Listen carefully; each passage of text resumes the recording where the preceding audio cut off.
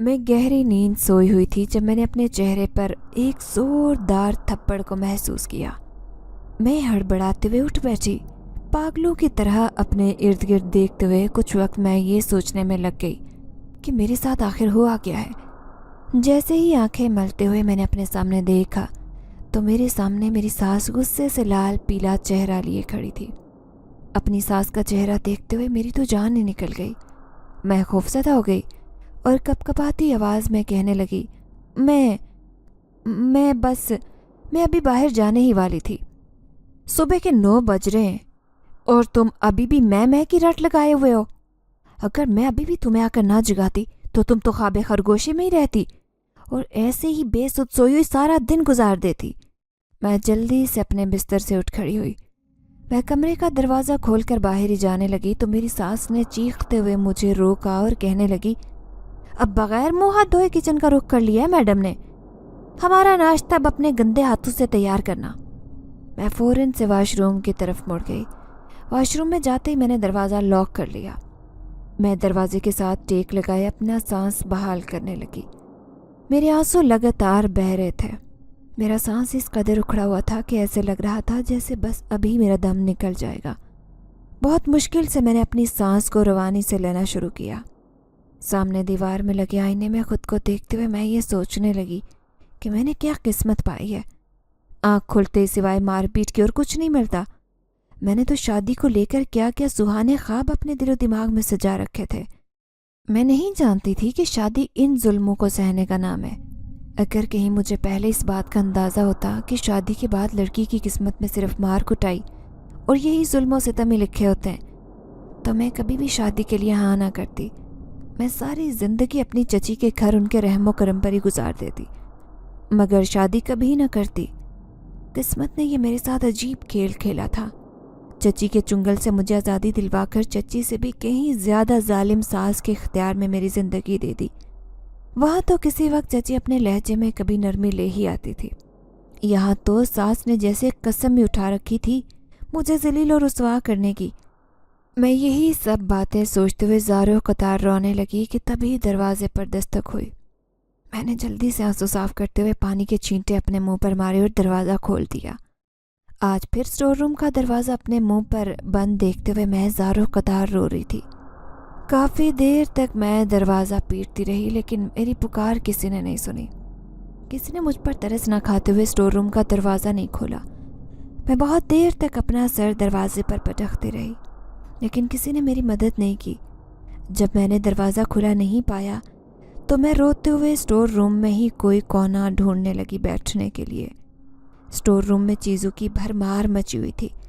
कहीं भी जगह खाली नज़र नहीं आ रही थी जहाँ मैं बैठकर सुकून का सांस ले सकती। मेरी आंखों से लगातार आंसू बह रहे थे और मैं अपनी बेबसी पर रोने के सिवा और कुछ नहीं कर सकती थी। स्टोर रूम में ही वक्त गुजरने के सिवा मेरे पास और कोई चारा नहीं था। मैं मुसलसल अपने शौहर को याद करके रोती रही। मुझे कोई ऐसा तरीका दिखाई नहीं दे रहा था जिससे मैं अपनी बेबसी की आवाज़ अपनी शौहर तक पहुंचा सकती। मैं अपने शौहर के साथ किसी भी सूरत राब्ता नहीं कर पाती थी। मैं जितनी भी कोशिश करती कि मैं अपने शौहर के साथ राब्ते में आऊँ, मेरी सास मेरी हर कोशिश में बहुत ही चालाकी और हुनरमंदी से नाकाम बना देती। अभी मैं उन्हीं सोचों में डूबी हुई थी कि स्टोर रूम का दरवाज़ा खुलने लगा। मैंने हड़बड़ाते हुए जैसे ही दरवाजे की तरफ देखा तो मेरी छोटी नंद जो कि दरवाजे के बाहर खड़ी सरगोशी से मुझे कह रही थी, भाभी अम्मा घर नहीं है, ये प्लेट जल्दी से पकड़ ले और खाना खाकर प्लेट स्टोर रूम में ही कहीं छुपा देना। मैं अम्मा से पूछकर ये दरवाज़ा खोल सकती हूँ। अम्मा के पूछे बगैर अगर दरवाज़ा खोला तो आप जानती हैं अम्मा तो मेरी जान ही ले लेंगी। इतना कहते वो दोबारा से स्टोर रूम का दरवाज़ा बंद करके चली गई। मैं और ज़्यादा आंसू बहाने लगी और दिल में सोचने लगी कि इस घर में कैसे लोग हैं। नंद को देखती हूँ तो ऐसे लगता है कि रहम दिल लोग इस दुनिया में अभी मौजूद हैं। जब मैं अपनी सास के बारे में सोचती हूँ तो इस सोच से भी मुझे खौफ आने लगता है कि मेरी सास किस कदर जालिम है। उसके जुल्मों के बारे में सोचते हुए तो मेरी रूह तक कांप जाती है। घर में मेरी सास के अलावा मेरी एक छोटी नंद थी। वो अपनी अम्मा के साथ मेरी खातिर बहुत लड़ती झगड़ती और अपनी अम्मा को समझाने की कोशिश करती थी, मगर उसकी अम्मा उसकी बात सुनने को भी तैयार नहीं होती और कहती कि मेरे और घर के मामलात से तुम दूर ही रहो। اسے بھی ڈانٹ ڈپٹ کر بٹھا دیا کرتی تھی۔ اس نے کئی دفعہ میری بات اپنے بھائی تک پہنچانے کی بھی کوشش کی، لیکن میری ساس ہر وقت اس پر ٹک ٹکی لگائے رکھتی تھی۔ میرا دل بالکل کسی کام میں نہیں لگ رہا تھا، نہ ہی میرا کچھ کھانے کو دل کر رہا تھا۔ کئی گھنٹے گزر گئے تھے، میرے سامنے کھانے کی پلیٹ پڑی تھی جو مجھے رقیہ نے دی تھی، لیکن میں نے ایک نوالہ تک اپنے حلق سے نیچے نہیں اتارا، کیونکہ میں جس سکون کی تلاش میں تھی ابھی تک میں اس سکون سے محروم تھی۔ میری ساس کو مجھ پر ظلم کرتے ہوئے کبھی اس بات کا خیال نہیں آیا کہ وہ بھی ایک ماں کی بیٹی ہے۔ میں اپنی نند کے لیے کبھی بھی برا نہیں سوچتی تھی، لیکن جب میری ساس میرے ساتھ اس قدر بدسلوکی کرتی تو میرے دل میں یہ خیال ضرور آتا کہ ایک بیٹی کی ماں ہوتے ہوئے بھی اسے کسی کی بیٹی پر ترس نہیں آتا۔ آج یہ مجھ پر ترس نہیں کھا رہی تو کل کو اس کی بیٹی پر ترس کون کھائے گا؟ پھر اچانک سے میں خود کو جھنجھوڑتی اور کہتی کہ نہیں، اس معصوم لڑکی کا کیا قصور ہے؟ وہ تو مجھے ہر طرح سے پروٹیکٹ کرنے کی کوشش کرتی ہے۔ ہم میرے نصیب ہی ایسے ہیں تو اس بیچاری کا کیا قصور؟ میرے دل و دماغ میں کبھی بھی کوئی غلط خیال آتا تو میں اپنے ضمیر کو جھنجھوڑ کر رکھ دیتی، لیکن میری ساس تو ایسے تھی جیسے اس کا ضمیر ہی مر چکا تھا، اسے کبھی ترس نہیں آیا تھا۔ ہر روز کی طرح میں آج بھی گھر کا سارا کام کر کے تھک گئی تھی۔ میں نے بہت ہمت کرتے ہوئے اپنی ساس سے کہا کہ اگر آپ کی اجازت ہو تو میں 10 منٹ کے لیے اپنے کمرے میں چلی جاؤں۔ میری ساس غصے سے میری طرف دیکھتے ہوئے چلانے لگی، ہر وقت تمہاری کمر ٹوٹی رہتی ہے، کوئی کام دھندا تم سے نہیں ہوتا، پیچھے سے نہ جانے کیا سیکھ کر آئی ہے۔ مجھے تو لگتا ہے گھر والوں نے سوائے آرام کے اور کوئی کام سکھایا ہی نہیں تھا۔ ساس کی جلی کٹی سنتے ہوئے میری آنکھوں سے آنسو بہنے لگے۔ اس بات کا بھی ساس کو بہت مسئلہ تھا کہ اب ٹسوے کیوں بہانے لگ گئی ہو۔ میں نے اپنے آنسو صاف کرتے ہوئے اپنی ساس سے کہا کہ ایک تو آپ مجھے اتنی باتیں سنا دیتی ہیں، اوپر سے رونے بھی نہیں دیتی، میں کیا کروں پھر؟ میرا اتنا ہی کہنا تھا کہ میری ساس نے قریب پڑا ڈنڈا اٹھاتے مجھے مارنا شروع کر دیا۔ مار کھاتے کھاتے میں نڈھال ہو گئی، لیکن میری ساس مارتے مارتے نہیں تھکی تھی۔ گاؤں کی عورتوں نے شور شرابہ سنا تو آ کر مجھے میری ظالم ساس کے چنگل سے چھڑوانے لگی۔ ڈنڈے کی ایک ضرب میرے سر پر لگنے کی وجہ سے میں بے ہوش ہو گئی تھی۔ گاؤں کی عورتیں میری ساس سے کہنے لگی کہ اب تم پر پولیس کیس بن جائے گا، تم نے اپنی بہو کی جان لے لی ہے۔ یہ سنتے ہوئے میری ساس کے ہاتھ پاؤں ٹھنڈے ہو گئے تھے، لیکن اکڑ تو ویسے کی ویسی تھی۔ میرے منہ پر پانی کے چھینٹے مارتے ہوئے مجھے ہوش میں لایا گیا۔ مجھ سے ٹھیک سے کھڑا تک نہیں ہوا جا رہا تھا۔ کوئی اللہ کا نیک بندہ ہے جو میری مدد کرے؟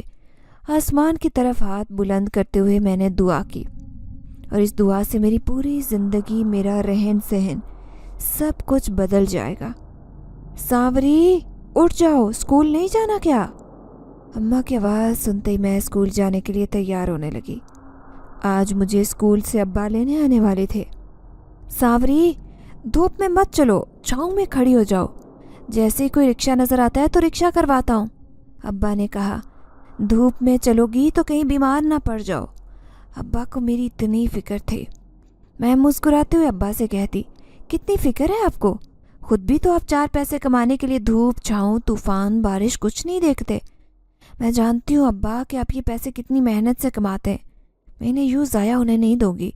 اللہ نے مجھے پاؤں دیے، پھر میں گھر اسکول سے کتنا دور ہے جو مجھے رکشے کی ضرورت محسوس ہو؟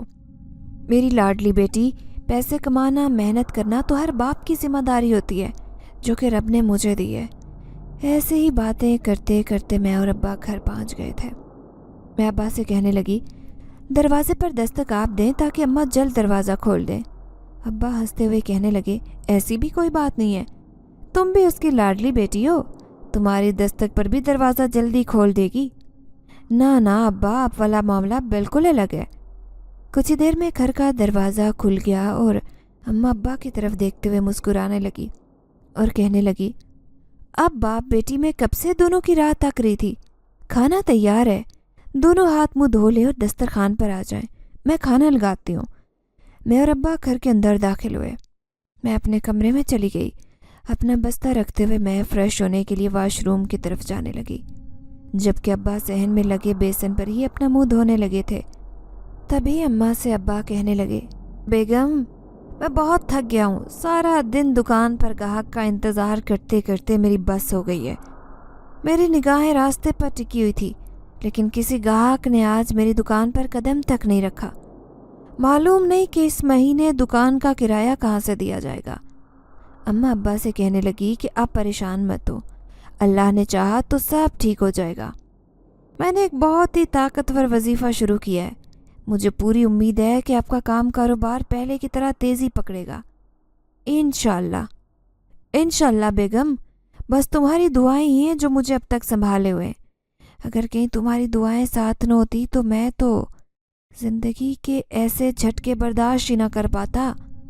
یہ کہتے ہوئے ابا دسترخوان کی جانب جانے لگے۔ میں بھی تب تک منہ ہاتھ دھو کر کچن میں پہنچ گئی۔ اماں اور ابا کاروبار کی باتیں کرنے میں مصروف تھے اور مجھے بہت زوروں کی بھوک لگی تھی۔ تبھی میں نے اماں سے کہا کہ آپ مجھے جلدی سے کھانا دے دیں، کھانا کھانے کے بعد میں کچھ دیر آرام کروں گی اور اس کے بعد مجھے اپنا ایک بہت ضروری ٹیسٹ تیار کرنا ہے۔ اماں میری بات سنتے ہوئے کہنے لگی کہ آج کا ٹیسٹ کیسا ہوا؟ میں اپنی آج کی ساری روداد اماں کے ساتھ شیئر کرنے لگی۔ یہ تھی ہماری چھوٹی سی فیملی جو محبت اور احساس سے جڑی ہوئی تھی۔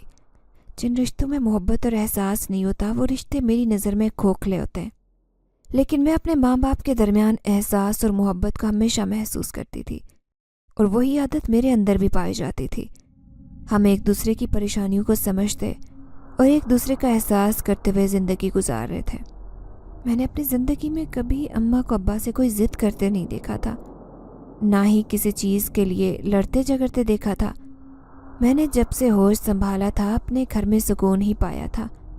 ساتھ والے گھر میں میری چچی رہتی تھی، ان کے گھر میں ہر روز کوئی نہ کوئی تماشا دیکھنے کو ملتا۔ میں اکثر اماں سے کہتی کہ چچا بھی تو ابا کے بھائی ہیں، لیکن چچا کے گھر میں وہ سکون کیوں نہیں نظر آتا جو سکون ہمارے گھر میں ہوتا ہے؟ ابا میری بات سنتے تو ہنستے اور کہتے چچا تو میرے جیسے ہی ہیں، بس بدقسمتی سے تمہاری چچی تمہاری ماں جیسی نہیں ملی۔ اماں جب بھی ابا کی بات سنتی تو ابا سے کہتی کہ آپ ایسی باتیں مت کیا کریں، اگر کسی دن آپ کی بھابھی نے آپ کے منہ سے ایسی کوئی جلی کٹی سن لی نا تو گھر میں طوفان آ جائے گا، اور آپ بہت اچھی طرح سے جانتے کہ مجھے لڑائی جھگڑے سے کس قدر کوفت ہوتی ہے۔ کھانا کھانے کے بعد میں دسترخوان سے اٹھی، دسترخوان کے برتن سمیٹے اور اپنے کمرے میں چلی گئی۔ اماں بھی کام کر کے تھک جاتی تھی، میں جلدی برتن سمیٹتے ہی دھو دیا کرتی تھی۔ اماں روز مجھے ڈانٹتی تھی کہ تم اپنی پڑھائی کی طرف توجہ دو، اتنی محنت سے تمہارے ابا تمہیں پڑھا رہے ہیں، پڑھ لکھ کر کسی اچھے مقام پر پہنچ جاؤ گی تو ساری زندگی سکون کی گزارو گی۔ گھر کے کام کاج ہوتے ہی کتنے، میں ہوں نا یہ سب دیکھنے کے لیے۔ چھٹی کا دن تھا اور میں گہری نیند سو رہی تھی جب میرے کانوں میں آواز پڑی، ساوری اٹھ جاؤ، تم سے ملنے دیکھو کون آیا ہے۔ میں نے آنکھیں ملتے جیسے ہی اپنے ارد گرد غور کیا تو میرے سامنے میری سب سے قریبی سہیلی نشا کھڑی تھی۔ میں نشا کو دیکھتے ہوئے جلدی سے آنکھیں ملتے اپنے بستر سے نیچے اتری اور نشا کو اپنے گلے لگا لیا۔ میری آنکھوں میں آنسو بھر آئے تھے۔ نشا میری بچپن کی سہیلی تھی۔ اس کی سوتیلی ماں نے بہت ہی چھوٹی عمر میں ایک بہت بڑے آدمی کے ساتھ اس کی شادی کر دی تھی، اور بہت ہی چھوٹی عمر میں نشا 3 بچوں کی ماں بھی بن چکی تھی جو اس کے بڈھے شوہر کی پہلی بیوی کے تھے۔ نشا اپنی زندگی میں بہت کٹھن مراحل سے گزر رہی تھی۔ اکثر فون پر جب میرے ساتھ بات ہوتی تو وہ زاروں قطار رونے لگتی اور میں اس کی باتیں سن کر بہت زیادہ پریشان ہو جاتی اور اماں سے کہنے لگتی کہ کیا شادی بیاہ اسی کو کہتے ہیں؟ میں نشا کی حالت دیکھ کر شادی کے نام سے ہی خوف کھانے لگی تھی۔ اماں اکثر مجھے سمجھاتی کہ ہر گھر میں الگ الگ ماحول ہوتا ہے اور سکھ قسمت سے ملتے ہیں۔ نشا کی قسمت میں سختیاں اور ظلم برداشت کرنا لکھا ہوا تھا، اسی لیے نشا صبر کے ساتھ وہ سب کچھ برداشت کر رہی تھی، لیکن مجھے اس کی زندگی کے بارے میں سوچتے ہوئے بہت تکلیف ہوتی۔ میرا بس نہیں چلتا تھا کہ میں کیسے اس کی زندگی آسان بنا دوں۔ نشا اپنے شوہر کی بڑی بیٹی کی عمر کی تھی۔ سوتیلی ماں کا اس قدر ظلم دیکھتے ہوئے ہمارا پورا گاؤں اس کے دکھ میں برابر کا شریک تھا۔ جو کوئی بھی نشا کو اس حالت میں دیکھتا تو اس کی سوتیلی ماں کے بارے میں 100 باتیں کرتا، لیکن ان سب کا کیا فائدہ تھا؟ جو تکلیف وہ برداشت کر رہی تھی، ان سب باتوں سے اب وہ تکلیف کم نہیں ہو سکتی تھی۔ اماں، نشا بہت عرصے بعد آئی ہے، نہ جانے کب واپس چلی جائے، آج کچھ اچھا کھانے میں پکا لے۔ میں نے निशा को अपने पास बिठाते हुए कहा था। अम्मा निशा को प्यार करते हुए बताने लगी, सांवरी, पूरा महीना तुम्हारी राह तकती रहती है और मुझे भी खुशी होती है तुम दोनों को एक साथ देखकर। ये कहते हुए अम्मा किचन में जाने लगी। जब भी निशा मुझे अपने शौहर के जुल्म की कहानी सुनाती तो मेरे रोंगटे खड़े हो जाते। इंसान इस कदर जालिम हो सकता है। मैं निशा की बातें सुनकर आपे से बाहर हो जाती। मेरे बस में नहीं होता था कि मैं कैसे अपनी सहेली की जान उस बुढ़े आदमी से छुड़वा दूं। मैं सोचती थी कि मैं अपने माँ बाप के साथ ही खुश हूँ, लेकिन मैं उन हालात से बेखबर थी जो मेरे लिए भी मेरी ज़िंदगी ने तैयार कर रखे थे। मैं नहीं जानती थी कि मेरी ज़िंदगी में एक दिन मुझे कठिन मराहल से गुजरना पड़ेगा। मुझे इस बात पर बहुत मान था कि मेरा बाप और माँ सगे हैं, मेरे साथ इस किस्म का कोई जुल्म नहीं होगा। मेरे माँ बाप मेरी शादी देखभाल कर करेंगे। मैं अकेली तन्हा बैठती तो सोचा करती कि अम्मा अब्बा जितनी मोहब्बत मुझसे करते हैं, जिस तरह मुझ पर हर आफत, हर मुसीबत, यहाँ तक कि मुझे धूप से भी बचाते हैं कि हमारी बेटी को धूप तक ना छू जाए, तो मेरे लिए मेरे जीवन साथी का इंतखाब भी अच्छा ही करें। लेकिन कौन जानता था कि ये फैसले तो कुदरत के हैं, इन पर इंसान का कुछ इख्तियार नहीं होता। जो आपके नसीबों में लिखा होता है वो तो होकर ही रहना होता है। गांव में बने कच्चे मकानों में परवान चढ़ती मैं सांवरी एक ऐसी दलदल में धंसने वाली थी जिसके बारे में मैंने कभी सोचा भी नहीं था। हमारे मकान कच्चे ज़रूर थे लेकिन दिल बहुत मजबूत थे। मैंने अपने बड़ों से सब्र के साथ शुक्र करना सीखा था। बैग तैयार करते हुए अम्मा मुझसे कहने लगी, सांवरी, मैं और तुम्हारे अब्बा नानी का पता करने जा रहे हैं, क्या तुम साथ चलोगी? नहीं नहीं अम्मा, मुझे टेस्ट मिला है, मेरे पेपर करीब हैं, मैं अपने टेस्ट की तैयारी करूंगी, आप लोग नानी का पता ले आएं। 1 हफ्ते तक मुझे स्कूल से छुट्टियां हो जाएंगी तो मैं फिर कुछ दिन के लिए नानी के यहाँ रहने चली जाऊंगी। मैंने अम्मा से अपनी मजबूरी जाहिर करते हुए कहा। मेरी बात सुनते हुए अम्मा मुझसे कहने लगी, तो फिर ऐसा है कि अगर तुमने नहीं जाना तो तुम आज की रात अपनी चाची के यहाँ रुक जाना। मैं तुम्हारे अब्बा से कहती हूँ कि हम लोग तुम्हारे चाचा की मोटर बाइक पर ही चले जाते हैं। लोकल जाएंगे तो वक्त ज़ाया होगा, अगर हम मोटरसाइकिल पर गए तो मैं शाम तक वापस आ जाऊंगी, तुम परेशान मत होना। मैं मुंह बनाते हुए अम्मा से कहने लगी कि अब मुझे चच्ची के यहाँ रहने का मत कहा करें। जब मेरा अपना घर है तो मैं अपने ही घर में रुकूंगी। अब मैं बच्ची थोड़ी ना हूँ, मैट्रिक की स्टूडेंट हूँ। मेरी बात सुनते हुए अम्मा मुस्कुराने लगी और सर पर प्यार देते हुए कहने लगी कि मैं तो सिर्फ इतना कह रही हूँ कि अंधेरा छा जाए तो तुम घर पर अकेली होगी, हालात ठीक नहीं है इसीलिए कहा है। जब तक मैं और तुम्हारे अब्बा वापस नहीं आ जाते तुम चची के यहाँ ही रुकी रहना। बड़ी बददिली से मैंने अम्मा को हाँ में सर हिलाते हुए जवाब दिया, ठीक है, जैसे आपकी मर्जी, लेकिन जल्दी घर आइएगा, रात मत रुकिएगा, मैं चची के यहाँ नहीं रुकूंगी। ये कहते हुए मैंने पढ़ाई शुरू की। कुछ ही देर में अब्बा भी घर आ गए। अब्बा कहने लगे कि जल्दी से सांवरी को भी तैयार कर लो, हम सुबह वापस आ जाएंगे। वैसे भी अम्मा अब्बा को बताने लगी कि मैं आपसे पहले आपकी लाडली से पूछ चुकी हूँ कि वो हमारे साथ चलेगी या नहीं। इसका टेस्ट है और वो मसरूफ़ है, मौसम भी ठीक नहीं लग रहा, सर्दियों के दिन है, तुम अच्छी तरह से जानती हो कि दिन ढल जाता है, हमारे लिए मुश्किल हो जाएगा वहाँ से शाम को घर के लिए निकलना। अब्बा ये कहते हुए कपड़े पहनने लगे। तभी अम्मा ने कुछ सोचने के बाद अब्बा से कहा कि क्यों ना हम सांवरी के चचा की मोटरसाइकिल ले चलें, एक तो जल्दी पहुँच जाएंगे और अम्मा की इयादत के बाद फ़ौरन घर के लिए निकल आएंगे। न जाने मेरा अपना दिल क्यों सांवरी को घर में अकेला छोड़ने के लिए नहीं मानता। अब्बा ने हम करते हुए अम्मा से कहा कि ठीक है, मैं पता करता हूँ, अगर छोटा घर में है तो मोटर बाइक की चाबी ले आता हूँ।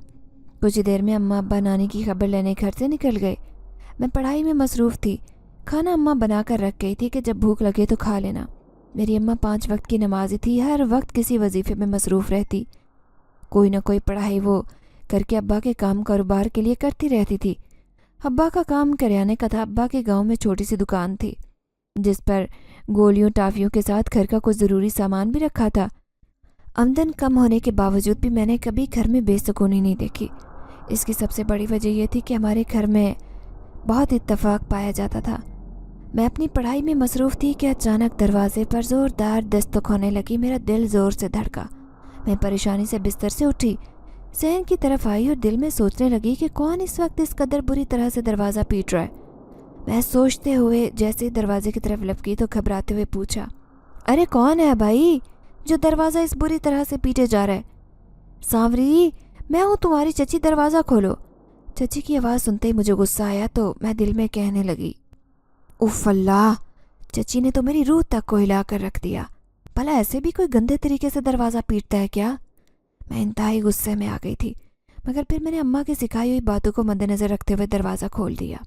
میں نے حیرانگی سے چچی کی طرف دیکھتے ہوئے کہا، چچی سب خیر تو ہے نا؟ میرے منہ پر پریشانی کے تاثرات تھے، مگر پریشانی کے تاثرات کو اس وقت بھول گئی جب میری نظر چچی کے چہرے پر پڑی۔ آنکھوں سے ان کی آنسو بہہ رہے تھے۔ میرے سر پر پیار دیتے ہوئے چچی کہنے لگی کہ بہت بڑا پہاڑ ٹوٹ پڑا ہے تم پر، سمجھ نہیں آ رہی تمہیں یہ خبر کیسے سناؤں۔ ہائے اللہ، سب خیر تو ہے چچی؟ میرا دل بیٹھا جا رہا ہے، خدا کے لیے مجھے بتائیں کیا ہوا ہے۔ تبھی چچی نے منہ بناتے ہوئے مجھے کہا کہ نہ جانے ہماری موٹر سائیکل کا کیا بنا ہوگا۔ چچی کی یہ بات سنتے ہوئے میرے پیروں تلے سے زمین نکل گئی۔ میں نے چچی کے کندھوں سے پکڑتے ہوئے انہیں کہا، چچی کیا مطلب ہے آپ کی موٹر سائیکل کا کیا بنا ہوگا؟ آپ کی موٹر سائیکل تو ابا نہیں لے کر گئے تھے۔ مجھے چچی کی باتوں پر غصہ آ رہا تھا، لیکن اپنی تربیت کو دیکھتے ہوئے سارا غصہ پیے جا رہی تھی کہ تبھی چچی نے مجھ سے کہا کہ تمہارے اماں ابا تمہارے چچا کی بائک لے کر گئے تھے اور راستے میں ایکسیڈنٹ ہو گیا، نہ جانے ہماری بائک کا کیا بنا ہوگا اب۔ ایکسیڈنٹ کا سنتے ہی میں حواس باختہ ہو گئی۔ میں ساکت چچی کا منہ دیکھ رہی تھی کہ بے ساختہ میرے منہ سے نکلا، خدا کا خوف کھائے چچی، آپ کو اپنی بائک کی پڑی ہوئی ہے، وہاں میرے اماں ابا نہ جانے کس حالت میں ہوں گے۔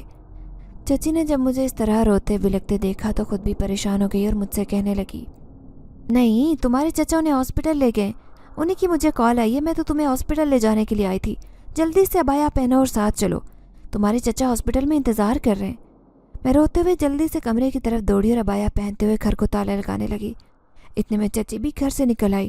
میں مسلسل روئے جا رہی تھی۔ کچھ دیر کا سفر مجھے بہت لمبا اور تھکا دینے والا لگ رہا تھا، ایسے لگ رہا تھا جیسے آج میری کمر ٹوٹ گئی ہو۔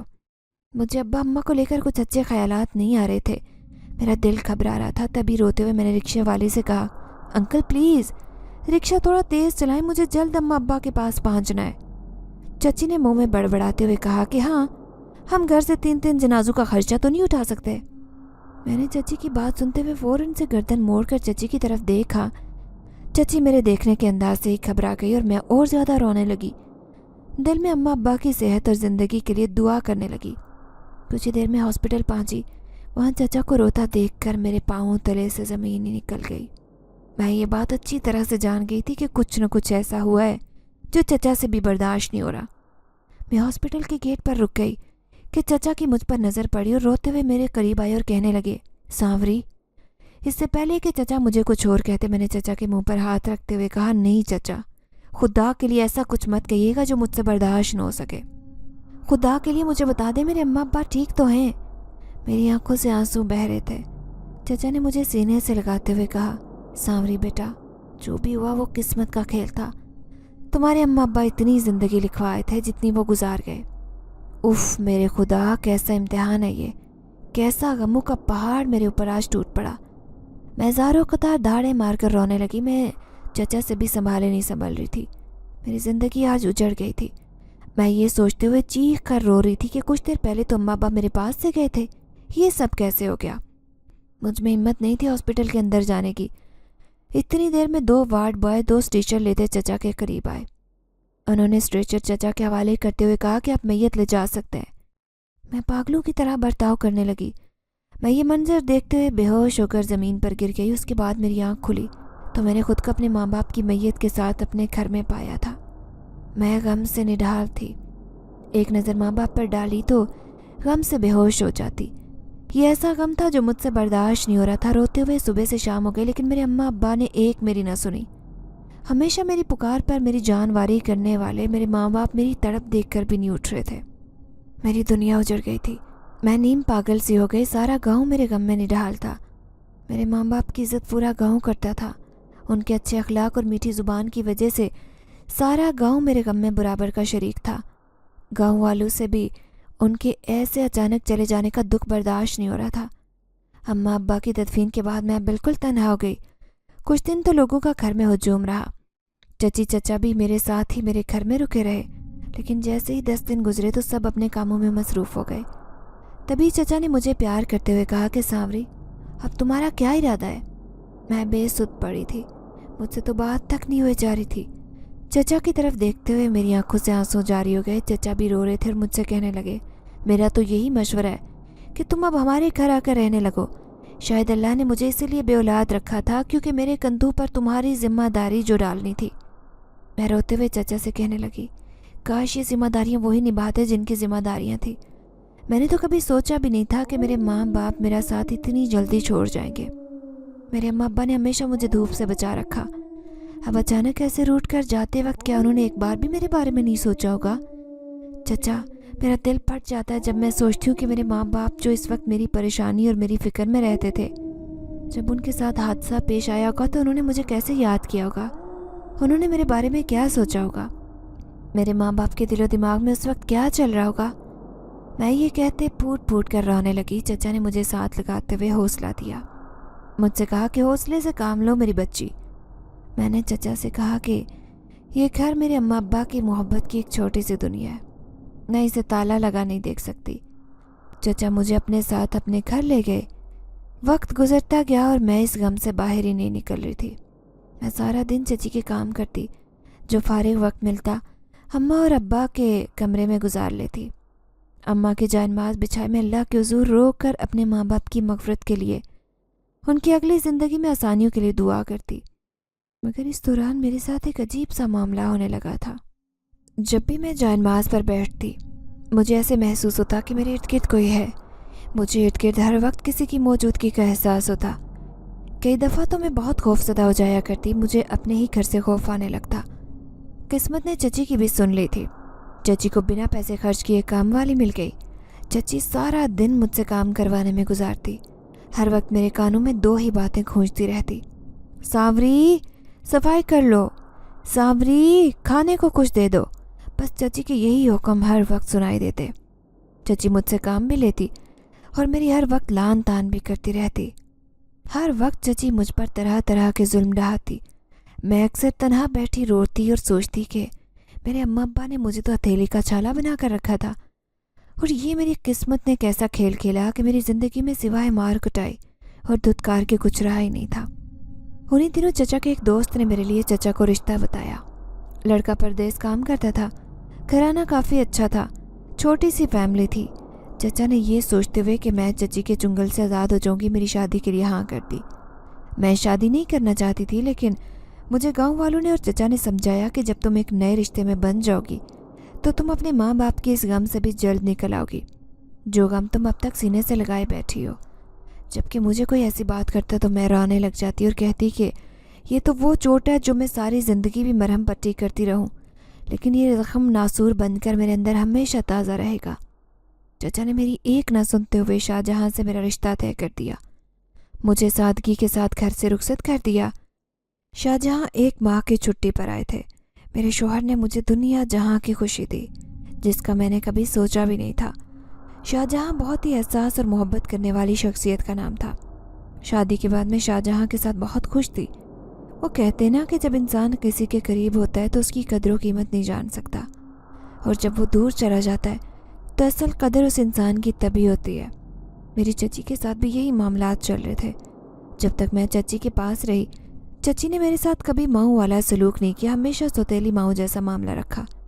لیکن جب میری شادی ہو گئی اور میں گھر چلی گئی اپنے، تو چچی کو میری قدر ہونے لگی۔ چچی کے رویے میں نے ایک واضح فرق دیکھا۔ اب میری چچی مجھ سے بے انتہا محبت کرنے لگی۔ میں جب بھی اپنی چچی کو دیکھتی تو اپنی ماں کی ممتا اس میں محسوس کرتی۔ شاہجہاں کو چھٹی کا 1 مہینہ پورا کر کے واپس بیرون ملک جانا تھا۔ میری ساس اور نند بہت اچھی تھی۔ شاہجہاں کے ہوتے ہوئے انہوں نے مجھے کسی چیز کی کمی نہیں آنے دی۔ میں دن رات چچا کے دوست کو دعائیں دیتی۔ شاہ جی روز میرے لیے گلاب جامن اور گجرے لے کر آتے اور خود میرے ہاتھوں میں پہناتے۔ ان کی محبت کا انداز ہی کچھ الگ تھا۔ جیسے میں نے اپنے ماں باپ کو دیکھا تھا، شاہ جی بھی بالکل ایسی ہی عادت کے مالک تھے۔ وہ میری آنکھوں میں آنسو تک نہیں آنے دیتے۔ کبھی اگر میں اماں ابا کی کوئی بات کر کے رو پڑتی تو مجھے ایسے آغوش میں لیتے کہ میں سب غم بھول جاتی۔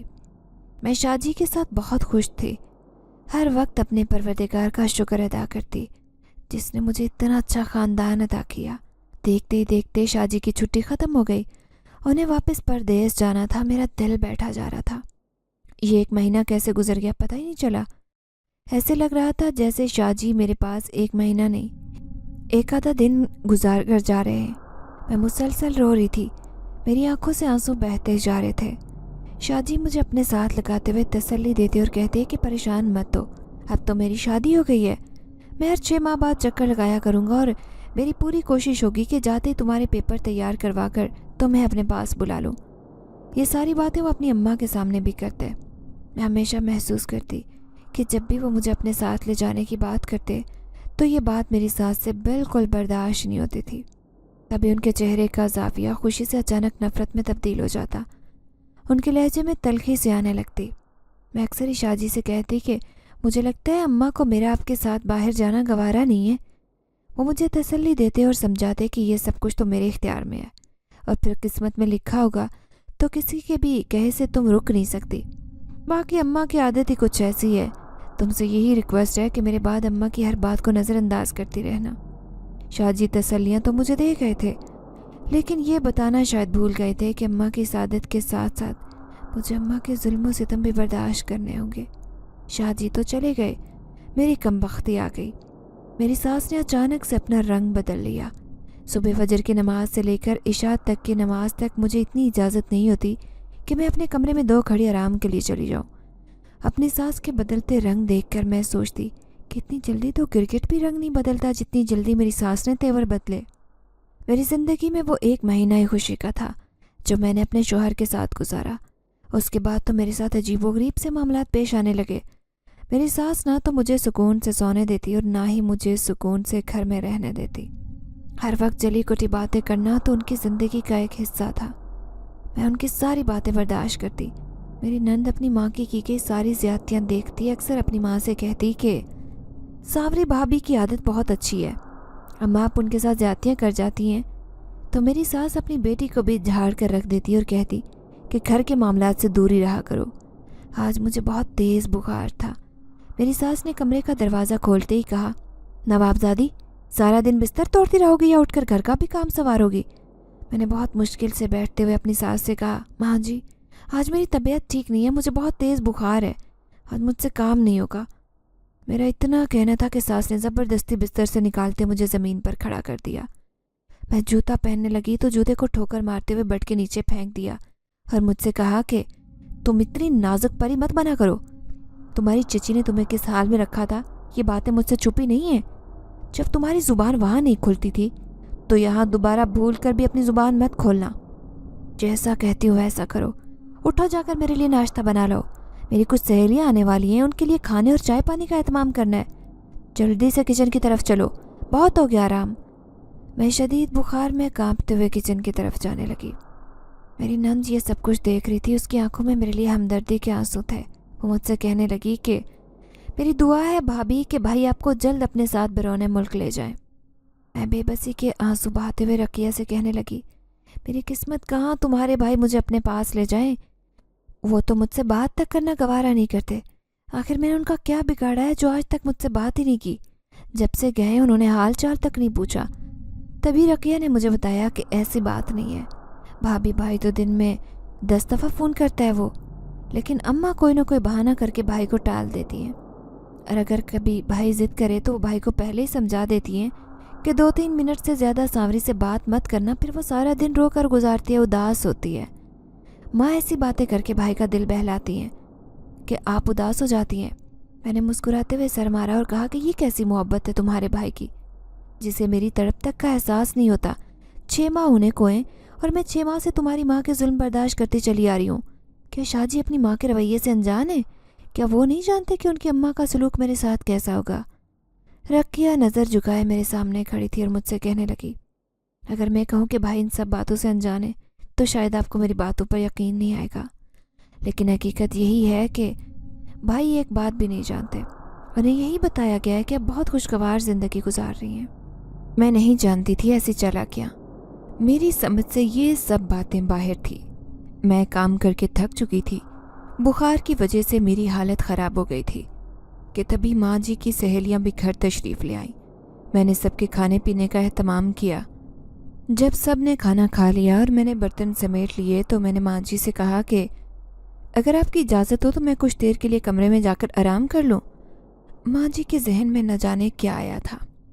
یا انہیں میری کون سی بات بری لگ گئی کہ ماں جی نے قریب پڑا ڈنڈا اٹھایا اور زور سے میرے سر میں دے مارا۔